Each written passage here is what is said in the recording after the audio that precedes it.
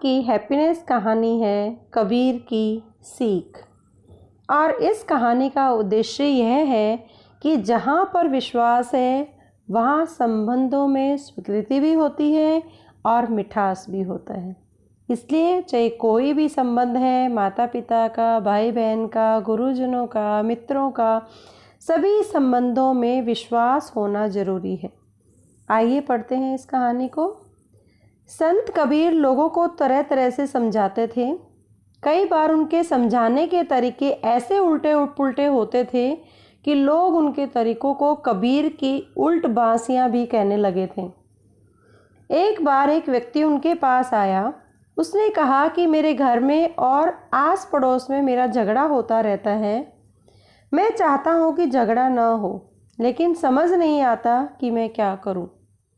कबीर थोड़ी देर चुप रहे, फिर उन्होंने आवाज़ लगाई, जरा लालटेन जलाकर लाना। अंदर से उनका बेटा लालटेन जलाकर ले आया। वह आदमी बहुत चक्का देखता रहा और उसने सोचने लगा कि इतनी दोपहर में कबीर ने लालटेन क्यों मंगवाई।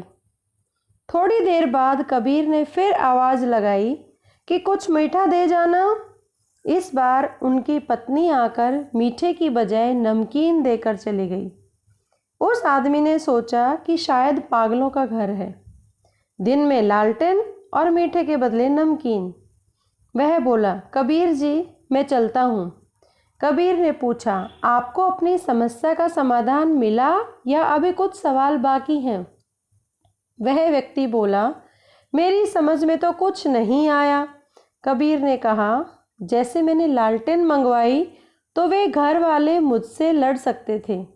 वे कह सकते थे कि इतनी दोपहर में लालटेन की क्या ज़रूरत है, लेकिन नहीं। उन्होंने सोचा जरूर किसी काम के लिए लालटेन मंगवाई होगी। कोई मुझसे लड़ा नहीं।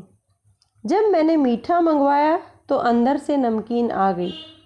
मैं यह सोचकर चुप रहा कि हो सकता है कि घर में कोई मीठी वस्तु न हो, इसलिए आपका सत्कार नमकीन से भी कर सकता हूँ। इससे घर वालों से क्या तकरार करना। आपस में विश्वास हो और ज़बरदस्ती तकरार ना की जाए तो झगड़े की स्थिति नहीं आती। उस आदमी को हैरानी हुई। वह समझ गया कि कबीर ने उसे समझाने के लिए यह सब किया था।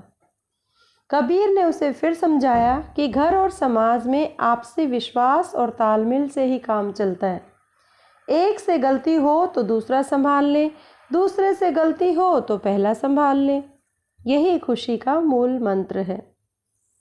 मुझे लगता है आपको ये कहानी बहुत अच्छी लगी होगी और ऐसी चीज़ें हमारे परिवार में भी होती रहती हैं, तो उनको कैसे हमें कम करना है ये इस कहानी के माध्यम से आपको बहुत अच्छे से समझ आ गया होगा।